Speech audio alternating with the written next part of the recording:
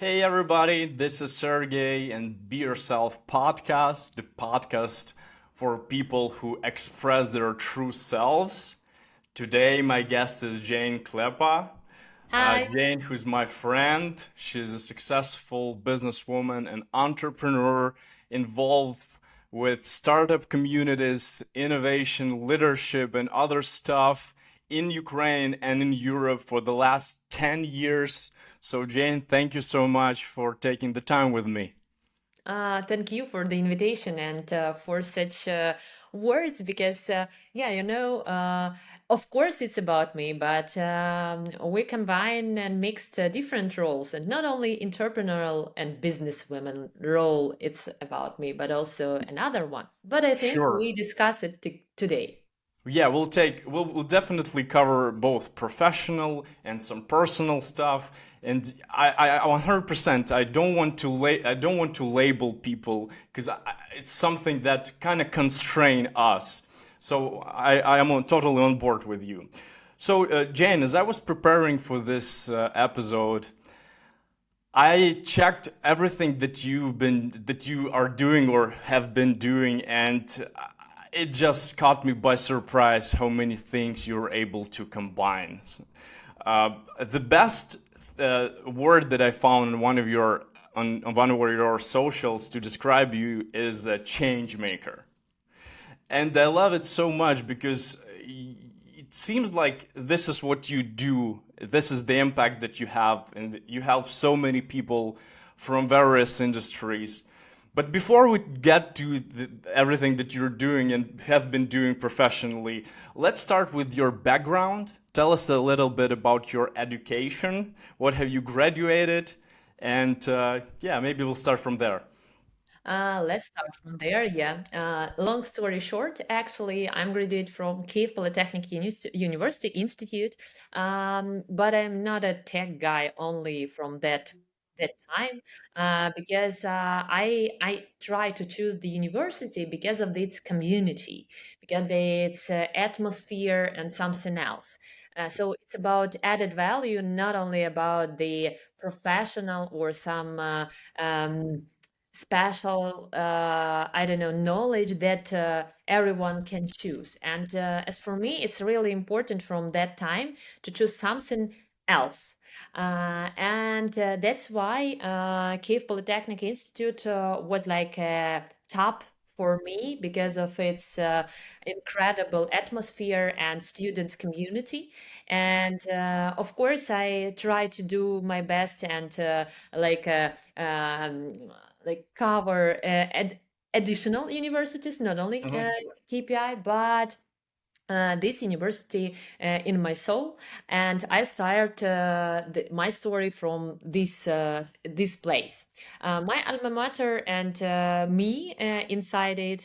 It's about administrative management. It's about management at all, but of course, as every student, I cover some technical lessons at first and even at second years of my education. And I never think about that this part could be a part of my life in future because I'm a girl, very active girl, of course, and I was like a lead of profcom. It's like something leader of student communities Yeah. and student councils. And I try to develop inside my not only university but at my faculty with my friends. We try to do something like conferences. I mean, even science conferences, some parties. D- we create some activities like Miss or Mister of the faculty, and that's why it's about some communication between people. Yeah. About impact because this impact in student life, it's combined hard work and hard knowledge with this hard fun in the Yeah. evening and even at night. And Like work hard and play hard. Yes, and that's why actually one part of my students' life it's about nightlife because I'm working as an art manager. I organize in parties at nightclubs. I try and also I have some achievements in that. I'm working with booking of DJs here in Kiev, and that was fun for me. That was fun for me, but. I try to monetize this fun. But wait, wait, wait, That's wait, wait, why. wait, wait. Let me just stop you there because there are a lot of things to unpack. I'm interested because the name of the podcast is Be Yourself or Finding Yourself. And it's super critical for our audience to understand. For example, for you, since this organization sort of skill set, or where you started creating some events or whatever, organizing events, it started somewhere. Where did it start? Where did you get the spark and the desire to like do something from nothing, like create these Mhm. events or whatever? What is it? Was it somewhere maybe in your upbringing? Maybe somewhere, or let's dig even deeper. Okay, let's try. Firstly, of course, it's about people because to meet right people and some person who could motivate and drive you, it's very important. And at that time, I have such person and even a few persons who already drive some initiatives and activities inside university and out there. And I try to develop this network even behind the university. Mm-hmm. And these people, they are like they full of energy and something great on this emotional part and emotional level. They just do their best in their life and don't think about the next day. They live here in this day. And I saw that Yeah. and just thinking Yeah. about, wow, wow, is it true? Is it life? So that's why maybe it was some like miracle for me and motivation from So these you people. saw an example. They draw an example Yeah, for it's you. not a role model at all, but yes, it's an You example saw that it's that I saw. possible, right? Yes.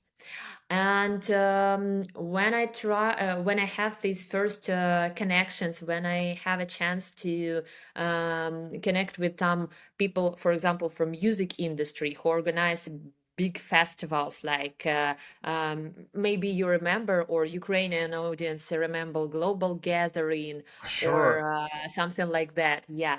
And when you meet such incredible teams and these people who are in the heart of these festivals, who generate and create these ideas, that's amazing for a student who almost 20 years and this girl like say, yay, I want to be a part of Yeah. such culture and I Yeah. want to create this culture inside not only university but in my life, in my heart. That's why, yeah, that was a first step and a huge boost for me. Great. Okay, that's interesting. So you saw people who were creative, who created additional value, did these things on the even global stage, brought in artists, and I can testify to this that the energy that we get from all the music festivals is just unmatched. It's incredible. That's so cool. Tell me more. What happened after you have graduated?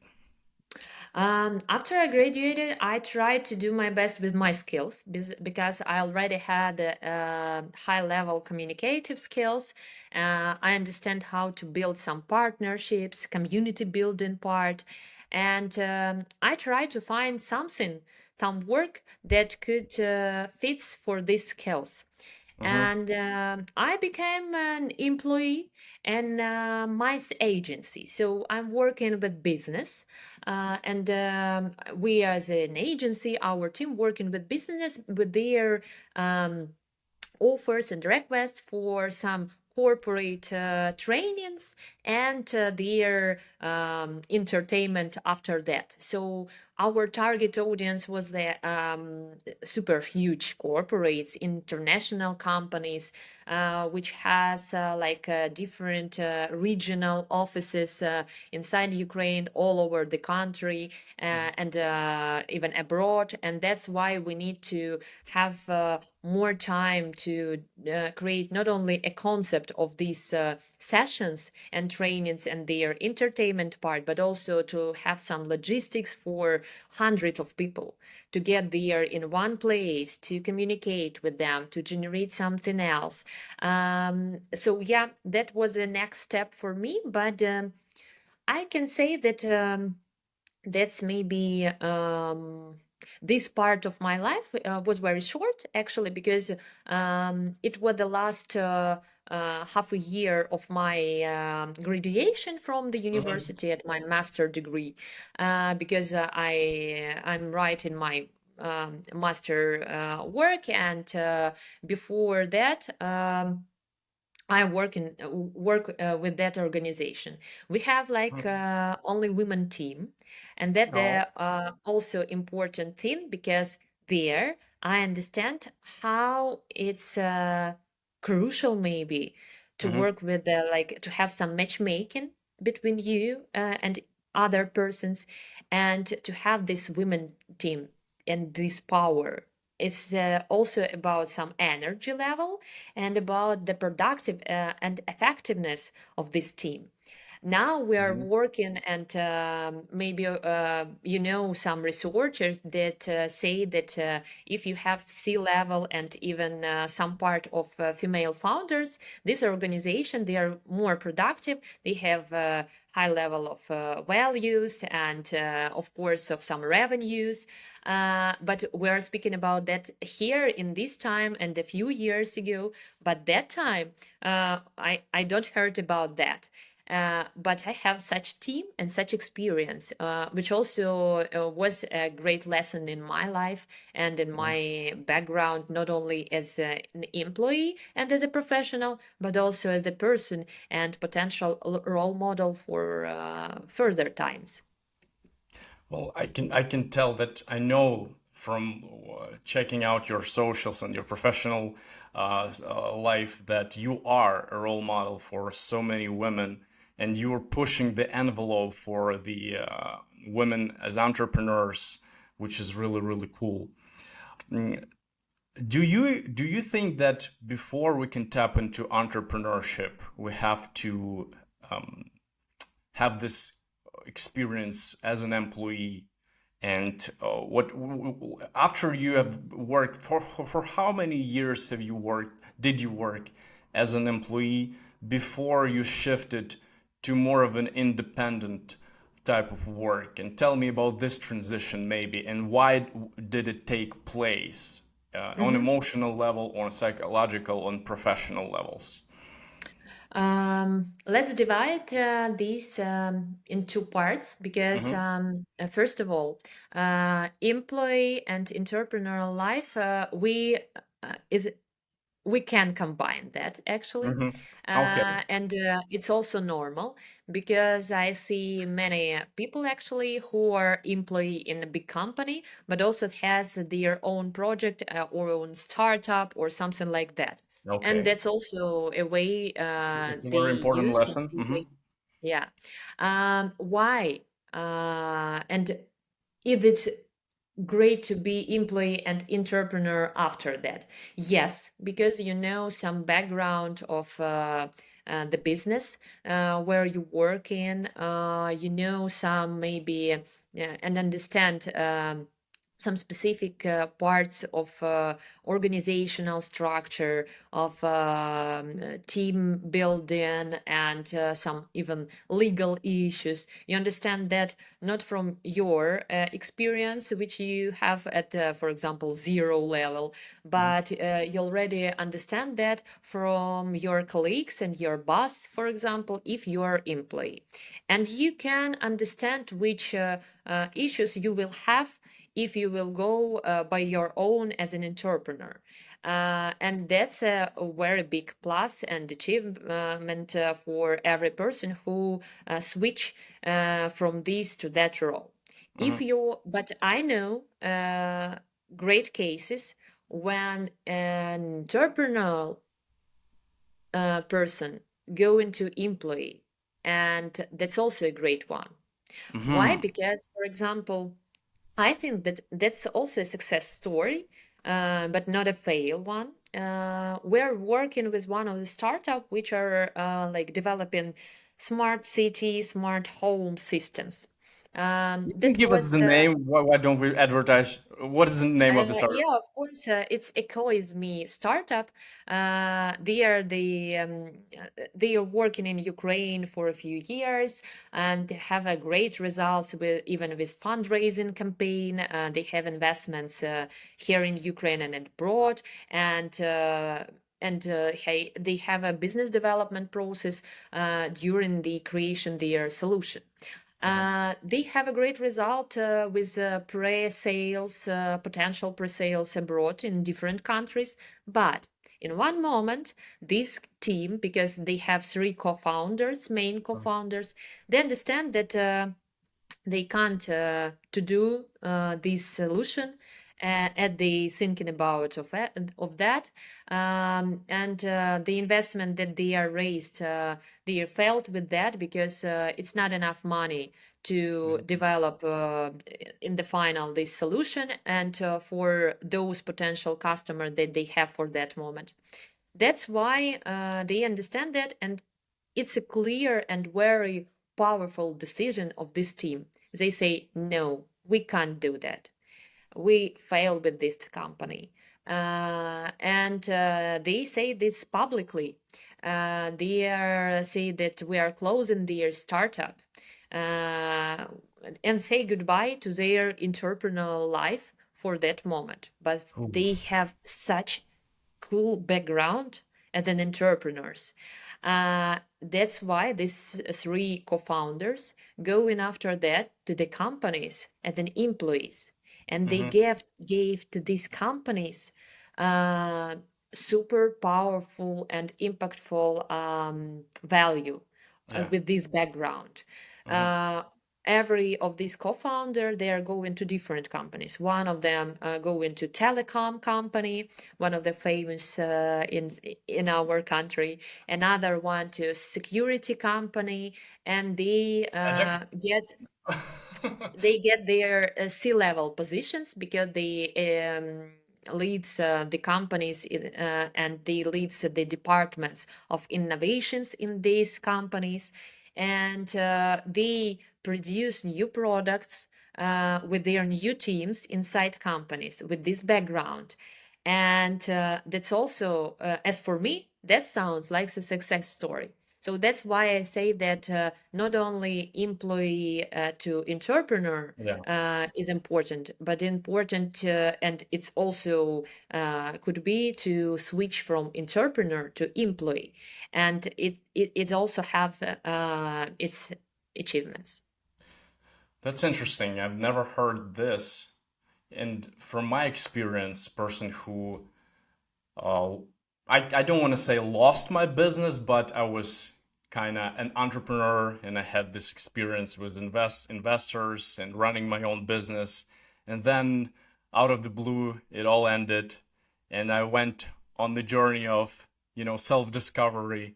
And after that, for like 2 years, I could not stand a thought about working for someone again. But that's my ego. And I also believe from what you said that if these guys were able to bring so much value to these companies that they started working after their startup, it also says a lot about their leaders, about their managers who were willing to use their experience, and maybe bring some fundamental changes based on their experience. So it's really cool to hear stories like that, not only about founders who are willing to try again as employees, but also their managers in new companies and great leadership. Yeah. So, but tell me about your transition. Like, Yeah, about my are you transition. still employed? Is that what you're saying? That we can combine? That's the insight number one. So Yes. you are what are you combining now? If you're combining, can you tell us about the For certain? Mhm. Actually, yes, because I'm combining it even now. And it's interesting with my lifestyle because I combine not only entrepreneurship with the employee level, but Mhm. also my business part and business life with my mom's part. Uh, Oh, you as a recently fresh gave a mom. birth to a Uh, baby? Yeah, I know that. yeah. That's also work. That's why I say about that. Um, and yeah, how I'm going to do that? I have one of the fails actually. Everyone had these fails. I try to build the company with my friend. We have super friendship relationships even now, and it's okay. So it's not about some conflict behind that, but it's about maybe we're not at that stage at the same page with each other. That's why we have the fail with it because at that moment I was ready to build the company and I tried to push it with its operations, with strategic, and we have very active first part of planning and our background. But when we start officially, yeah, uh, my partner say that like um, she has another priorities. She finds some another projects at the freelance person or something like that. That's why I understand that it's not for me with my capacity at this moment Hmm. because at that moment I can't to do everything by myself. Maybe if I can, our company grow even now, maybe. But at that moment I can't do that, and that's why we filed because of different priorities in our life. I mean, professional life and our own life. So that's why we keep on going on hold our idea, and Hmm. this idea transform in other way with her new partners, and it's also our decision as a partners in work and in life. So I'm happy that she find in another format, Hmm. another way how to do that further in maybe in 6 years. Yeah, it's like reintegrate in 6 years this idea with another partners, but it's her story. My story that when we failed with this idea and this agency that we have, When I'm was it? going. A couple of years It's ago? about, it was like 10 years ago. Oh, Yeah, 10 10 years ago. years. Okay. Yeah, Hmm. 10 years ago. And I'm going to find another project that I can maybe transform. Now we use such word, but at that time I use like how to find some work. Yeah. And I try to find something, but then this something and this match find me because I have different ideas of tech events of how to build the tech ecosystem. I have it keep in mind every year and in my life. But then I met the team that going to do such interesting projects, and they want to do something, but they haven't any leader in this process who could Hmm. create these projects and who could create such activities. So it was like a match between us, and then Hmm. I'm starting with this um, firstly with events, with tech events. Then I transformed this activity in supporting startups and businesses to match make actually startup with the investors or with corporates where they can have their deals. And this mini platform, yeah, Hmm. they gave understanding, clear understanding that I want to support young businesses. I Yeah. want to support Ukrainian founders. And in this process, it's like some reflection for myself. In this process, I found myself as a professional. And now I understand that, yeah, I'm working with strategic development of innovation projects. And it's cool, but it's clear for me now, but it's not clear at that time. And that's why I'm switching to a new role, which combine actually some employee part and entrepreneurial part. And I suggest actually that when I'm working with startups, not with corporates, but Hmm. with startups inside acceleration programs, or even if it's like some requests, direct requests. Hmm. I understand that when I'm working with each startup, I'm working with a new company. I became a new entrepreneur, a new teammates with this company. Hmm. Uh, every company a new experience, Yeah. and that's a combo for me. So The best every teachers day, are the every ones day who still I learn. change my goal. Every day I can change my mind, and every day I can change the strategy actually. And that's maybe a most impactful part for me in my work. Sounds very exciting, and it seems to me that you know how on resume people put their experience that complement each next phase as if everything was well planned out. But in reality, it's usually just a chaos that we structure to make it look like it's all was all planned, right? So my question to you is, throughout your professional experience, did you have like some pivotal moments? You know, when I you have pivotal changed. moments in my life. Yes, and this change milestones in my life and in my professional work, of course, too. So these moments closely connected with my mindset, actually, and with my priorities as a person. Mhm. At one moment, I understand like that I'm I'm not a I don't say I don't think how to say I'm not a person. I'm not a woman. I'm something Mhm. that may be closely connected with vegetable.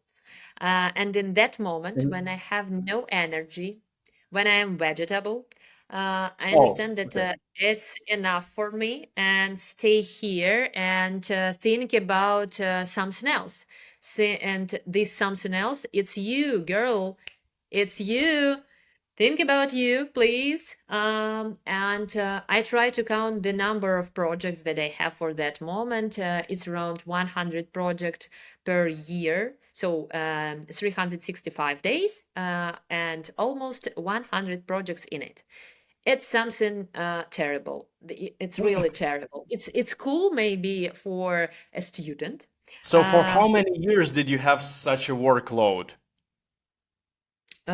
4 years, almost 4 years 4 years in you such have you, mode. oh my God. Okay, Yeah, okay. That's a almost lot. 4 years in such mode, without any vacations. Of course, I have some weekends. Of course, I understand that I need to do that, but it's not like it's a vacation or retreat or something else where I have no laptop. I'm not answering the mails or calls or something like that, Yeah. or I'm chilling, only chilling. No, that's why it's this moment and this milestone became my pivot. Uh, and in this mm, terrible physical and psychological and mental atmosphere with myself, I try to define what I need actually, how I need to restructure my life, my own life, because I have only maybe one true friend for that Mm-hmm. moment. I have no clear relationships with my partner. It was something toxic. I have no relationships with I mean, not, it's not cool relationships. It's something with issues with my mother, with my family. So everything was changed after this moment because I tried to reject these problems. After that, I tried to clarify how I can transform it, but not at physical level, but at emotional level firstly. So after I'm starting working with in therapy, for example, because it's important for me, and I understand that I need this help. And when I'm working in therapy, I understand that after I'm changing my mindset and after I'm changing my view to myself, uh, the relationships are bef- also changing. Yeah. And it's not my work only. It's firstly my work with myself. But I'm not connecting with these people. But they changing uh, also some specific maybe mm, um, these relations between us they change because of me but because of them too, Mm-hmm. and it's something like magic at that moment, like wow, it could be with me something else. Okay, let's to try to do my best in this field, and I'm going to this therapy, I'm going and I'm starting to have some additional not courses but trainings and coach sessions with other mentors and Mm-hmm. other persons who could support me in my life. And after that, I clarify that, okay, here it could be better I mean, with mental health. So it's Mm-hmm. like a basic level to find this mental part. After that, I'm thinking about my professional part. And in this professional part, I'm also understand that okay, I'm working and I'm pretty good in that day I'm working with. But what I want from this in like some B point, I Yeah. understand that I see that the happiness and that the readiness of the businesses that I'm working with, they could have real value for the society, for that industry where they work. And I can support them in it. And it's more about this impact and it's Mm-hmm. more about some values which is non-monetary. So Mm-hmm. it's not only about to monetize my work and to have more money. Yeah. It's more about this energy that I have after this work. So when we are I'm not drinking wine or alcohol last year and 1.5 year because of my baby, of course. Yeah. But as an example, when you're drinking the wine or even coffee, when you have this drink, you understand that, oh, it's really tasty. After that, the next reality, it's tasty, but maybe you have some additional points in this process. You smell it and understand that, oh, it's something, a great mix, and it's like a new fantasy in your mind after that.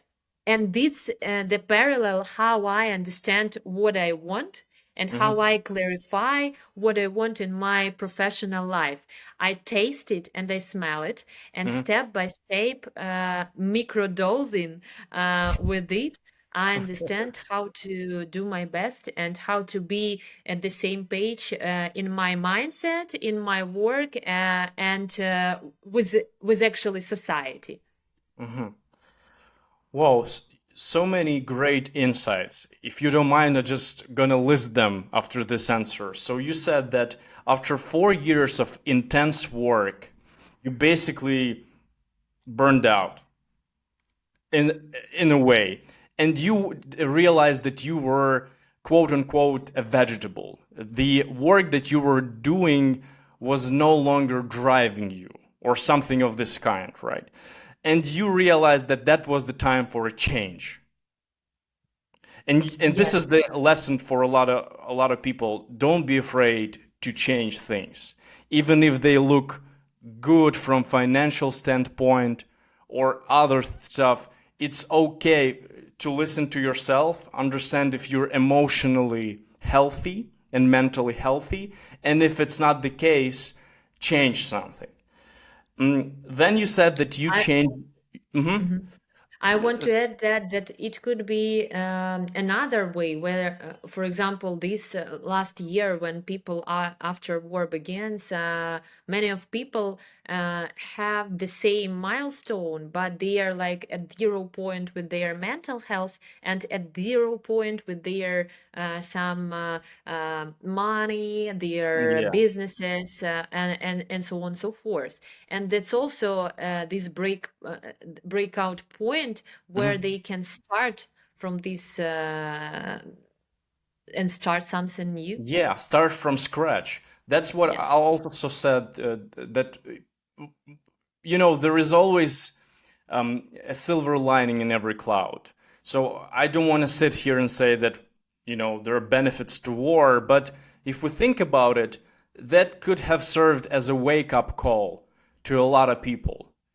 And maybe right now it's time to finally think about, what do I really want? Is this something that I was doing before war was really my thing? Or maybe I was just pretending. Maybe this is the time for us to make a breakthrough and maybe do something that we always wanted to do. You said that you changed perception, that you started working with me and Jane, we actually met at one of the psychological trainings called Upgrade Camp, Level Up. Hi to everyone who's listening. And yeah, that was the place where we met. And you say that I think that was part of your growth, something that helped you to maybe not judge other people, but first try to change your own perception. And you said that your relationships with other people, in a really surprising way, started to change. Yeah. I wanted to ask you, did you have some open conversations with them when you thought that your relations were not up to par, were not great? Yeah, when I have this open conversation with them, it's like transform into a new conflict with them. And even after I change and try to change some and to fix it in my mind, and Mhm. um, when I create a new option in these relationships or open maybe a new door in my heart, even after there, our um, our discussions have more structured and more insightful, actually. Mhm. Uh, and these answers from both of us, they are not about some conflict, they are about gains, Compromises or alternatives? compromises. It's about gains. It's about how to solutions, how Yeah. we fix it, and it's really a discussion. It's not like a, mm, um, I don't know how we Monologue. can Yeah. only positive words in this podcast or not. So that's why I try to. No, you can use any language. Okay, okay. So yes, it's fucking not only conflict. It's like something terrible for me to have these conversations with some of these persons. Difficult conversations. No one Were likes them. difficult. Yeah. It's not a conversation. It's like you are with the wall and the wall with you, and it's the end. When you are speaking with the person who could hear you, and you are the person who couldn't see this person, and these are something, yeah. But yes, coming back, after that, we have these conversations and we have these dialogues and these structured dialogues. And I understand that, of course, it's maybe vibrations and my work with myself, which helped me to connect this bridge. Maybe they start feeling that you are more willing to, I don't know, hear them. Even if you don't, if you disagree, you're still willing to listen, you know. And that's part of what makes a great conversation, where people first let. I give this lesson to folks who I consult, that you have to let people empty the bucket. If you let the person empty the bucket, say everything they have to say, they will be much more willing to listen to you next. Basically, you just have to be really, really patient. And I upskill my empathy. I'm really upskill my empathy. You were not super empathetic. Some years ago, yes. You were a strict manager. I'm not a strict manager, but I'm egocentric person. I was an egocentric person, very, very egocentric person. Yeah. Well, this is the transformation that a lot of people are making, and I'm also making it. And as you mentioned, at some point you realize that you want to give back more. You want to make it about others more than about yourself, and that's something that I can really relate to, Jane, because that's what I'm doing, and this podcast is also a part of this thing where I'm just giving back. And the hardest part is not to expect anything in return, because in a way we still expect something, right?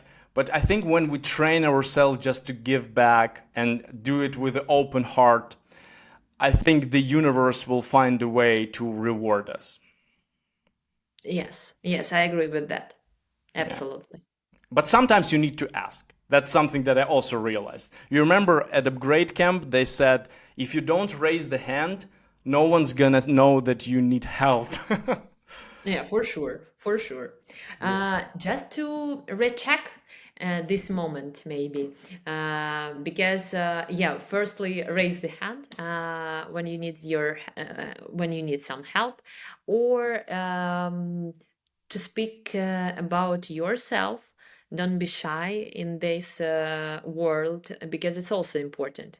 So it's not only about help; it's also about your to be yourself. Um, Be Mm, yourself. yeah. Thank you for using the name of podcast. That's Product true. placement. That's the real DNA. Yeah, yeah. So yeah, so not be afraid, and this is something that a lot of people in Ukraine have like in common. We're kind of shy to talk about ourselves, like sometimes even brag. We can brag a little bit, just to say that we accomplished this, we accomplished that, because in America they do this all day long. They're not shy at all. For some reason, Ukrainians were just not accustomed to listing all our achievements for some reason. Yeah. Okay, Jane. Let's talk about some entrepreneurial things or startups, or the community of women entrepreneurs that you're involved now. And then to end this session, we will talk a little bit about how you combine work and personal life. This would be really interesting for all the business women, especially coming from someone who successfully combined two things. But before that, I saw you performing on the stage. I see that you work with accelerators such as 1991 Accelerator, Seton University, WTech. You said that in your case studies, there's only one man who's missing. It's Elon Musk, because you have all the case studies in the world, and you run this Jane Klepa consultancy agency that provides workshops, leadership trainings. You also guys do um, It's actually not an moderation of agency. events, lecture, It's keynote about me, speeches. yes. It's all about me. So yeah, of course, I combine these Yeah. roles and different skills that I already have in my background, and yeah, yeah. But can you tell us, like, I was meaning to ask, you work with so many startups. What is the current landscape of startup community in Ukraine? Is there some attractive startups that investors can look at right now, foreign investors? Never minding the war, the startups that are still succeeding or have some great prospects. And are there many women entrepreneurs right now in Ukraine who you can mention? Um, Firstly, if we're talking about startups, we have a great challenge now. It's like a wartime challenge Yeah. because you actually and our audience, I think you understand that any investments inside our country, it's really a great risk. And it's only about business. That's why any startup that are residents of Ukraine, I mean that they are physically here in our country, they can't get any investments from investors abroad, from foreign capitals or VCs.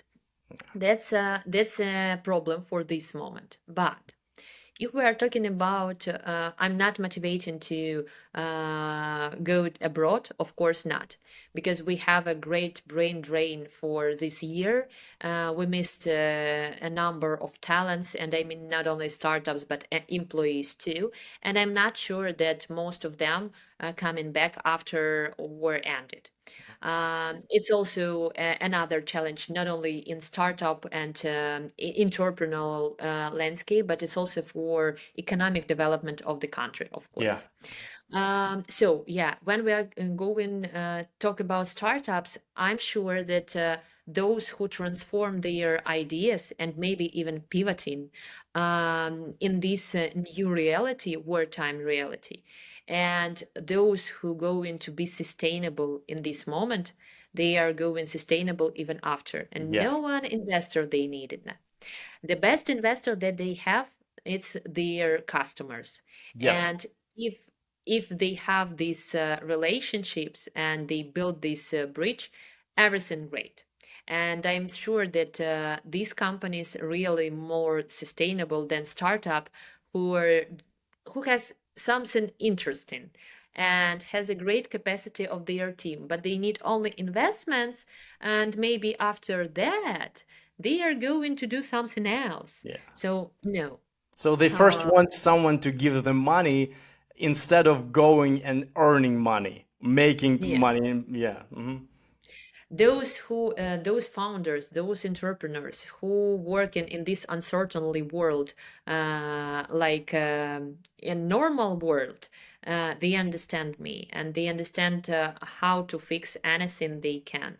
And it's also about planning. It's also about their strategies and where I'm working with them. Of course, we need to measure every step, and I'm also about something data driven stories and scenarios. That's why it's important to measure step by step that they have inside their business and in their life, and to build this and to fix their strategy every moment, not like how we say every 5 years or every three Yeah. years. No, maybe you haven't anything, Flexibility. even in 1 month. Yeah, that's why. So yeah, that's why it's a challenge maybe for someone and for Ukrainian startups at all that we haven't new investments from foreign investors. Hmm. But of course, for example, we have some angel investments or VCs that are working here in Ukraine. Of Yeah. course, it's also an option. But here we have less money than abroad. That's why it's a Can problem. you Uh, sound up some venture funds? If some startups are listening, can you tell us what are some venture funds in Ukraine that people still can apply for to get some support? Yeah, sure. We have such funds. For example, SMRKaya fund, which are leading by, which founded by Alex Kosovan from Makpo Yeah, founder. Makpal. Hmm. This fund already live and they have new portfolio startups even this year. One of that, I'm happy to work with that too because it's an OSAVUL. It's like a project for disinformation, but not only for defense and Hmm. disinformation. They have a great AI algorithm inside. That's why it's a really interesting Hmm. team and their solution. So it's like an example where they are and they raise $1 million. So it's not 20,000 or something Hmm. like that. Yeah. Yes, and it's in wartime. Of course, we have CID fund. It's like fund which created by entrepreneurs from different fields, and maybe Sigma Software company and their founders. They are going to make this fund. So they are also actively speaking with startups and try to diversify their portfolio, and actually most of their startups Ukrainian startups and the Ukrainians and the founders. If we're talking about new funds for not new but very interesting portfolio funds, it's Flyer One Ventures, but I know that they at the last half year they haven't any new deals in Ukraine, Hmm. but they are actively speaking with startups too, and they also focusing on our founders, and it's also an opportunity for Ukrainian ecosystem. Should our founders target Western markets? Well, obviously the answer is yes, right? Or there are some Yeah. who can still work in Ukraine and It's get investments. it's not about Western markets. It's more about scalability. If this team could scale and they have this scale and strategy at all, and it's clear even for investor, of course, yes. Hmm. Here in Ukraine, they can start. They can pilot in here because it's a cheaper one Yeah. way, of course, and they could validate some number of hypotheses here in Yeah. Ukraine. And Yeah. after that, go into new markets. Now, it's not about wartime, it's about actually COVID time, which we have before all over the world. Now we have an option to have more Zooms, some Yeah. online meetings, and not every fund or company thinking about physical offline meetings very strict. No, no. Yeah. That's why it's also an option for every startup to boost their product, even if they are here in Ukraine. Yeah. Tell me Yeah, about about women, women, women female in founders. business and Sorry, I entrepreneurship. missed it. Actually, we don't have here in Ukraine, but I know that abroad too, so much number of female founders. And if we're talking about investments, we have some problems in it because mm, investors trust more for male. I don't know. Yes, we have some statistics. Not only, I mean, Eastern and Central Europe, but all over the world. But female founders raise more money step by step. And I think that if we're talking in 5 years, almost 5 years, we have another results.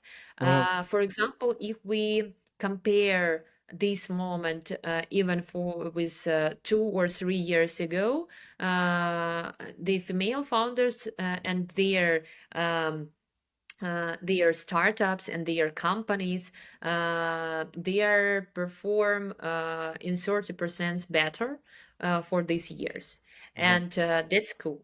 If they Also, survived, you mean? If they yeah, they survived the first survive. They year, not only then survive, but they also have a great revenue. yeah. Mhm. Yes.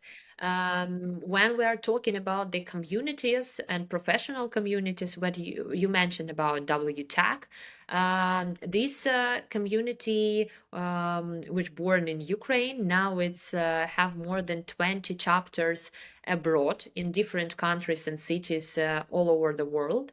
And I see how it also help these female founders and even employees, because it's not only about entrepreneurial part, but also about, for example, leadership at all.